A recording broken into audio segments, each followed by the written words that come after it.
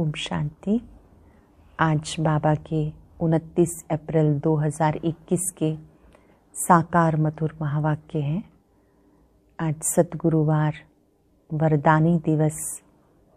वरदाता के वरदानों को स्वयं में धारण करने और दूसरों को भी वरदान बांटने का दिन है। आँख खुलते ही हमें वरदान लेना है। मैं प्रसन्न चित्त आत्मा हूँ, सदा प्रसन्न चित्त हूँ, सभी प्रश्नों से पार हूँ। जो सदा प्रसन्न रहता है, दूसरों को भी प्रसन्नता देता है, तो स्वतः ही सारे प्रश्न समाप्त हो जाते हैं, क्वेश्चन समाप्त हो जाते हैं। आज की मधुर मुरली में बाबा ने याद का महत्व समझाया कि याद सच्ची कमाई है, अविनाशी कमाई है। ये वो कमाई है जिसमें कभी हमारा दिवाला नहीं निकल सकता। ये वो कमाई है जो साथ जाने वाली है। ये वो कमाई है जो सच्चा बाबा स्वयं हमें सिखाते हैं कि मुझे याद करो तो कमाई जमा होती जाएगी। जो बच्चे याद से पावन बनते हैं वही रूहानी सेवा कर सकते हैं। इस संगम युग पर हमें सच्ची कमाई में व्यस्त रहना है। जितना हो सके बाबा को याद करके ये पुण्य जमा करते रहना है। ज्ञान मार्ग में चलते चलते ग्रहचारी भी बैठ जाती है। कभी बहुत खुश होते हैं, कभी मुरझा जाते हैं। बाबा ने कहा जब मुरझा जाते हैं तो संजीवनी बूटी दी जाती है, मन मना भव। इस याद में अनेक माया के तूफान आते हैं, जरा भी उनसे घबराना नहीं। जब याद करते हैं, बाबा को जान जाते हैं, तो बाबा के द्वारा सब कुछ जान जाते हैं। इस याद में सब कुछ आ जाता है। स्वीट बाबा को याद करने से श्रेष्ठ बनते हैं। जो नॉलेजफुल बच्चे हैं वो योग युक्त रहते हैं, माया को दूर से पहचान लेते हैं। माया अर्थात कमज़ोर विचार, 5 विकार। अब इस माया पर नॉलेजफुल बनकर जीत पानी है। आज हम सब अभ्यास करेंगे। मैं सदा प्रसन्न चित्त हूँ। याद से सच्ची कमाई जमा करनी है, जो कमाई साथ जाने वाली है। अब सुनते हैं आज की मधुर मुरली आदरणीय राज योगिनी बड़ी दीदी से। ओम शांति। आज प्यारे शिव बाबा वरदानी दिन पर हमें रूहानी दृष्टि, प्यार की दृष्टि देकर हमारे सिर पे हाथ रख रहे हैं और वरदानों से हमारी झोली भर रहे हैं। बाबा कहते, मीठे बच्चे ज्ञान स्वरूप भाव, योग युक्त भाव, देही अभिमानी भाव, सदा सुखी अमर भाव। बाबा कहते, मीठे बच्चे पावन बनो तो रूहानी सेवा के लायक बनेंगे। देही अभिमानी बच्चे रूहानी यात्रा पर रहेंगे और दूसरों को भी यही यात्रा सिखलाएंगे। प्रश्न है, संगम पर तुम बच्चे जो कमाई करते हो, यही सच्ची कमाई है कैसे? अभी की जो कमाई है वह 21 जन्म तक चलती है।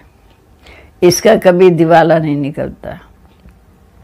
ज्ञान सुनना और सुनाना, याद करना और कराना, यही है सच्ची सच्ची कमाई, जो सच्चा सच्चा बाप ही तुम्हें सिखा रहे हैं। ऐसी कमाई सारे कलम में कोई भी कर न सके। दूसरी कोई भी कमाई साथ नहीं चलेगी। चाहे हम कितनी कमाई कर लें, दूसरी वो कोई भी साथ नहीं चलेगी। गीत है, हमें उन राहों पर चलना है जहाँ गिरना और संवरना है। ओम शांति। भक्ति मार्ग में तो बच्चों ने बहुत ठोकरें खाई हुई हैं। भक्ति मार्ग में बहुत ही भावना से यात्रा करने जाते हैं, रामायण आदि सुनते हैं, ऐसे प्रेम से बैठ कहानियाँ सुनते हैं जो सुनते सुनते रोना भी आ जाता है कि हमारे भगवान की सीता भगवती को रावण डाकू ले गया। फिर तो सुनते समय बैठ रोते हैं। ये सब है दंत कथाएं, जिससे फायदा तो कुछ नहीं। पुकारते भी हैं, हे पतित पावनाओ, आकर हम दुखी आत्माओं को सुखी बनाओ। ये नहीं समझते कि आत्मा दुखी होती है, क्योंकि वो आत्मा को निर्लेप कह देते हैं। कहते आत्मा को कोई लेप छेप नहीं लगता, आत्मा सुख दुख से न्यारी है। ये क्यों कहते हैं? क्योंकि समझते हैं कि जैसे परमात्मा सुख दुख से न्यारा है, तो बच्चे भी सुख दुख में कैसे आएंगे। इन सब बातों को अब तुम बच्चों ने समझा है, क्योंकि परमात्मा तो सदा संपूर्ण है। वह तो जन्म मरण के चक्कर में आते नहीं, हम तो आते हैं, कर्म करते हैं, कर्म का फल खाते हैं। इस ज्ञान मार्ग में भी कभी ग्रहचारी बैठती है, कभी कुछ होता है, तो कभी तो बहुत प्रफुल्लित रहते हैं, खुश रहते हैं, और कभी मुरझाया हुआ चेहरा रहता है। ये होती है माया से लड़ाई। माया पर जीत पानी है। जब बेहोश होते हैं तो उनको संजीवनी बूटी दी जाती, माना बाबा को याद करने की संजीवनी बूटी दी जाती है, मन मना भाव। देवताओं की मूर्तियों को कितना श्रृंगारते हैं, सच्चे जेवर पहनते हैं। वह जेवर तो ठाकुर की प्रॉपर्टी हो गई, देवी देवताओं की हो गई।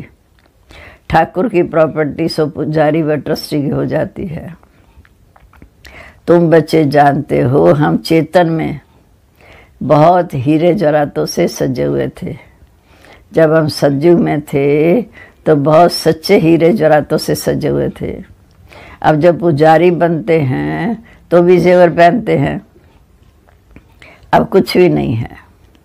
चेतन रूप में भी जेवर पहने, जड़ रूप में भी पहने, अब नो जेवर, बिल्कुल साधारण। बाप कहते मैं भी साधारण तन में आता हूँ, कोई रजाई आदि की ठाट बाट नहीं है। अब तुम समझ गए हो कि बराबर सतयुग में कैसे हम आत्माएं इतनी ऊंच और पवित्र थी। शरीर भी हमारे पवित्र थे, उनका श्रृंगार भी बहुत अच्छा रहता था। कोई खूबसूरत होते हैं तो उनको श्रृंगार का भी शौक रहता है। तुम भी बहुत खूबसूरत थे, अच्छे अच्छे जेवर पहनते थे जब सतयुग में थे, हीरों के बड़े हार आदि पहनते थे। यहाँ वहाँ तो हर चीज़ बहुत अच्छी ऊंची है, और यहाँ सांवरी है। देखो गौएं भी सांवरी होती। बाबा जब श्रीनाथ द्वारे गया था तो बहुत अच्छी गौएं थी। कृष्ण को गौ बहुत अच्छी दिखाते हैं। यहाँ तो देखो कैसी कैसी गौएं हैं, क्योंकि कलयुग है। ऐसी गाय वहाँ होती नहीं। तुम बच्चे ही विश्व के मालिक बनते हो। तुम्हारे सजावट भी वहाँ ऐसी सुंदर रहती। बाबा कहते विचार करो, गौएं तो ज़रूर होनी चाहिए। वहाँ की गौओं का बराबर गोबर भी कैसा होता होगा, कितनी ताकत होगी। ज़मीन को भी तो खाद चाहिए ना, खाद डाली जाती है तो अच्छा अनाज पैदा होता। वहाँ सब चीज़ अच्छी ताकत वाली होती है। यहाँ तो कोई चीज़ में ताकत रही नहीं। हर एक चीज़ बिल्कुल पावरलेस हो गई है, कोई शक्ति नहीं। बच्चियाँ सूक्ष्म वतन में जाती थी, कितने अच्छे अच्छे बड़े बड़े फल खाती थी, शुभी रस आदि पीती थी। ये सब साक्षात्कार कराते थे, क्योंकि सतयुग में बड़े बड़े रस खाने के अलग, जूस के अलग होते हैं। तो बाबा ने सब सुख साक्षात्कार के द्वारा दिखाए। ये साक्षात्कार होता है, फिर वैकुंठ भी यहाँ होगा, इसी धरती पर ही सतयुग होगा। मनुष्य समझते हैं वैकुंठ के ऊपर में है। वैकुंठ ना सूक्ष्म वतन में है ना मूल वतन में है, यहाँ ही होता है। यहाँ जो बच्चियाँ साक्षात्कार करती हैं वह फिर इन आँखों से सब कुछ देखेंगी। जैसी पोजीशन होगी वैसी सामग्री होगी। राजाओं के महल देखो कितने अच्छे अच्छे होते हैं। जयपुर में बहुत अच्छे अच्छे महल बने हुए हैं। सिर्फ देखने के लिए मनुष्य जाते हैं तो भी टिकट रहती है। खास महल देखने के लिए रखते हैं, खुद फिर और महलों में रहते हैं। सो भी अभी कलयुग में ये है पति दुनिया। कोई अपने को पति समझते थोड़ी है। तुम अभी समझते हो हम बहुत पति थे, कोई काम के नहीं थे, अब फिर हम गोरा बन रहे हैं। बाबा ने आकर हमें पति से पावन काले से गोरा बना रहे हैं। वह दुनिया तो बहुत फर्स्ट क्लास होगी सतयुगी। यहाँ वाला अमेरिका आदि में फर्स्ट क्लास महल हैं, परंतु सतयुग के भेंट में ये महल तो कुछ भी नहीं है, क्योंकि ये तो अलग काल का सुख देने वाले हैं। वहाँ तो फर्स्ट क्लास महल होंगे, फर्स्ट क्लास गौएँ होती, वहाँ गवाले भी होते हैं। श्री कृष्ण को भी गवाला दिखाते हैं। यहाँ तो गौओं को संभालने वाले हैं, वो कहते हैं हम गुज्जर ग्वाले हैं, कृष्ण की वंशावली हैं। वास्तव में कृष्ण की वंशावली नहीं कहेंगे, कृष्ण की राजधानी के कहेंगे, क्योंकि वंशावली होगी पारिवारिक। कृष्ण की राजधानी के कहेंगे। साहूकारों के पास गौएं होगी तो ज़रूर गुंजर संभालने वाले भी होंगे। ये गुंजर नाम सतयुग का है। कल की बात है, कल हम सतयुग में थे, आज संगम पर हैं, कल फिर सतयुग में होंगे। कल हम आदि सनातन देवी देवता धर्म के थे, फिर पतित बने तो अपने को हिंदू कहलाने लगे। वास्तव में तो हम भारतवासी थे, अब अपने आप को पतित बनने के कारण हिंदू कहलाने लगे। आज का सब हिंदू लिख देते हैं। अब ये उनसे पूछो कि हिंदू धर्म किसने स्थापन किया, देवी देवता धर्म किसने स्थापन किया, ये भी कोई नहीं जानते। बाबा ये प्रश्न पूछते हैं कि बताओ आदि सनातन देवी देवता धर्म किसने स्थापन किया। फिर रावण राज्य होता, विकारों में जाते, फिर भक्ति मार्ग शुरू होता है, तब हिंदू कहलाने लगते।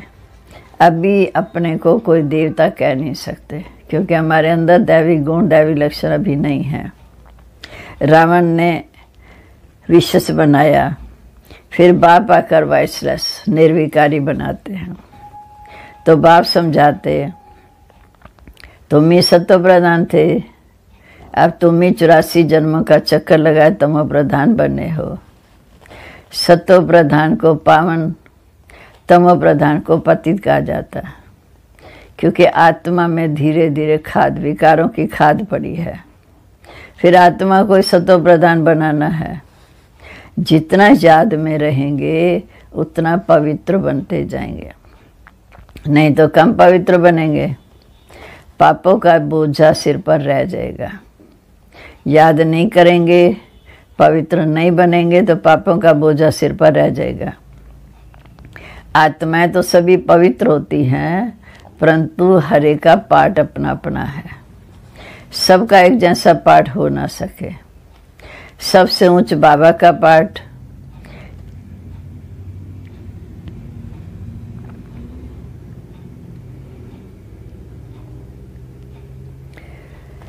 फिर ब्रह्मा सरस्वती का पाठ। कितना पाठ है। जो स्थापना करते हैं वही पालना करते हैं। इस समय शिव बाबा ब्रह्मा सरस्वती द्वारा हमारी पालना कर रहे हैं, फिर यही लक्ष्मी नारायण के रूप से स्थापना कर रहे हैं, लक्ष्मी नारायण के रूप से हमारी पालना करेंगे। बड़ा पाठ तो उनका है। पहले है शिव बाबा, फिर है ब्रह्मा सरस्वती, जो पुनर्जन्म में आते हैं। शंकर तो सिर्फ सूक्ष्म रूप धारण करते हैं। ऐसे नहीं है कि शंकर कोई शरीर लेते हैं। कृष्ण को अपना शरीर है, जहाँ सिर्फ शिव बाबा शरीर का लोन लेते हैं। पति शरीर, पति दुनिया में आकर सेवा करते हैं। शिव बाबा इस समय आकर पति शरीर, पति दुनिया में आकर सेवा करते हैं। मुक्ति, जीवन मुक्ति में सबको ले जाते हैं। पहले तो मुक्ति में जाना अर्थात शांति धाम जाना है।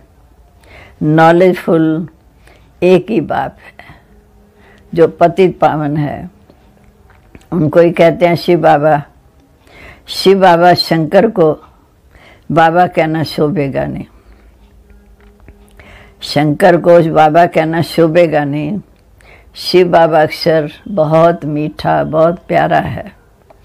शिव के ऊपर कोई आग चढ़ाते, कोई क्या चढ़ाते, कोई दूध भी चढ़ाते हैं।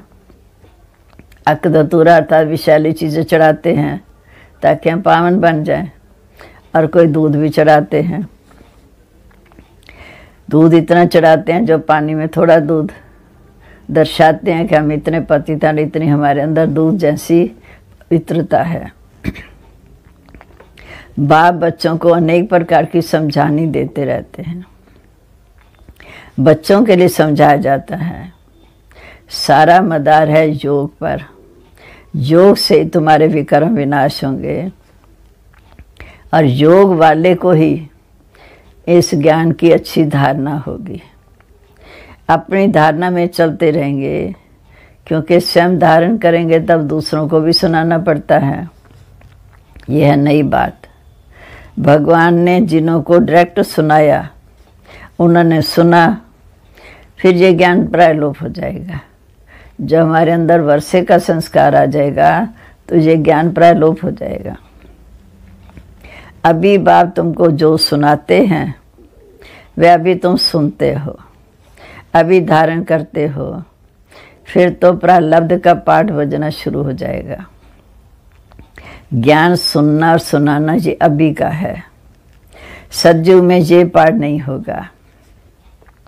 वहाँ तो है ही प्रारब्ध का पाठ।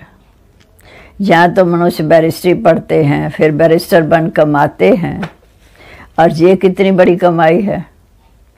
जो इस समय हम ज्ञान सुनकर धारण कर दूसरों की सेवा करते हैं तो कितनी बड़ी कमाई है। इसको दुनिया वाले नहीं जानते। तुम जानते हो कि सच्चा सच्चा बाबा इस समय में सच्ची कमाई करा रहे हैं। इनको कभी इनका कोई दिवाला निकाल ना सके। इस सच्ची कमाई जो बुद्धि में धारण होती है, इसका दिवाला कोई निकाल ना सके। अभी तुम सच की कमाई करते हो, वह फिर तुम्हें 21 जन्म साथ देगी। ये कमाई, वो कमाई तो साथ नहीं देती, दुनियावी कमाई तो साथ नहीं देती। ये साथ देने वाली है, तो ऐसी कमाई को साथ देना चाहिए। ये बातें तुम्हारे सिवाय और किसी की बुद्धि में नहीं है। तुम्हारे में भी घड़ी घड़ी कई बच्चे भूल जाते हैं। बाप और वर्षे को कभी भूलना नहीं चाहिए। बस बात एक है कि बाप को याद करो, जिस बाप से 21 जन्म का वर्षा मिलता है। 21 जन्म निरोगी काया रहती है, अचानक मृत्यु भी नहीं होती। बुढ़ापे तक अकाले मृत्यु नहीं है। तो बच्चों को कितनी खुशी होनी चाहिए। बाप की याद है मुख्य, और इसी में माया विघन डालती है। जब एकांत में साइलेंस में बैठ के याद करते हैं, इसी में माया विघन डालती है, तूफान लाती है। अनेक प्रकार के तूफान आते हैं। तुम कहेंगे बाप को याद करूं, परंतु कर नहीं सकेंगे। याद में बच्चे बहुत फेल हो जाते हैं। योग की बहुतों में कमी है। जितना हो सके योग में मजबूत होना चाहिए। एकाग्रता का योग, साइलेंस का योग, बीच में बैठ बैठ के इसकी पुरुषार्थ करना है। योग में बहुत कमाई है। बाकी बीज और झाड़ का ज्ञान कोई बड़ी बात नहीं है। बाप कहते हैं मीठे बच्चे मुझे याद करो। मुझे याद करने से मुझे जानने से तुम सब कुछ जान जाएंगे, सारे सृष्टि चक्कर को जान जाएंगे। याद में ही सब कुछ भरा हुआ है। सीट बाबा, शिव बाबा को प्यार से याद करना है। ऊंच ऊंच एक ही भगवान है, श्रेष्ठ से श्रेष्ठ वही है।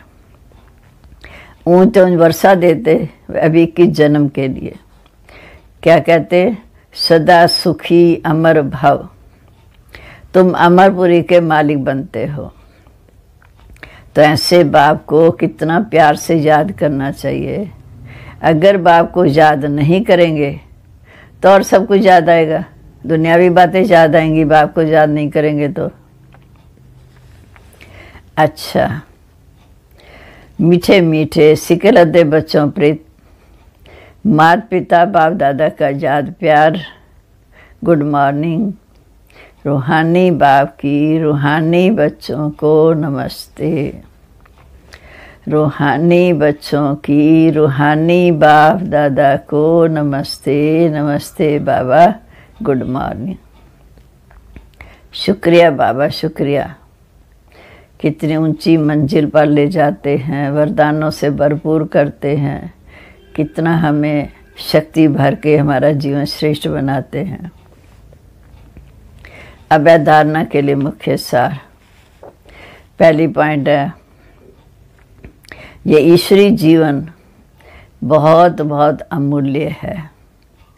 इस जीवन में आत्मा और शरीर दोनों को पावन बनाना है। रूहानी यात्रा में रहकर दूसरों को भी यही यात्रा सिखानी है। दूसरा, जितना हो सके सच की कमाई में लग जाना है। निरोगी बनने के लिए याद में मजबूत रहना है। अब आज का वरदान, मास्टर नॉलेजफुल बन, अनजानेपन को समाप्त करने वाले ज्ञान स्वरूप योग युक्त भव। मास्टर नॉलेजफुल बन, अनजानपने को समाप्त करने वाले ज्ञान स्वरूप योग युक्त भव। मास्टर नॉलेजफुल बनने वालों में किसी भी प्रकार का अनजानपना नहीं रहता, क्योंकि बाबा के हमें सारा ज्ञान सुना देते हैं। वो ऐसा कहकर अपने को छुड़ा नहीं सकते कि इस बात का हमें पता ही नहीं था। ज्ञान स्वरूप बच्चों में कोई भी बात का अज्ञान नहीं रह सकता, और जो योग युक्त हैं उन्हें अनुभव होता है जैसे कि पहले सब कुछ जानते हैं। तो ये जानते हैं कि माया की छम छम रिम झिम कम नहीं है। माया भी बड़ी रौनकदार है, इससे उसे बचकर रहना है। जो सभी रूपों से माया की नॉलेज को समझ गए उनके लिए हार खाना असंभव है। जो सभी रूपों से माया की नॉलेज को समझ गए उनके लिए हार खाना असंभव है। स्लोगन है, जो सदा प्रसन्नचित रहते हैं वह कभी प्रसन्नचित नहीं हो सकते। जो बाबा की शिक्षाओं से जो सदा प्रसन्नचित रहते हैं वह कभी प्रसन्नचित नहीं हो सकते। आज का सम्मान है कि मैं आत्मा नॉलेजफुल ज्ञान स्वरूप योग युक्त आत्मा हूँ। ओम शांति। ओम शांति। आज की अव्यक्त मुरली जरूर सुने।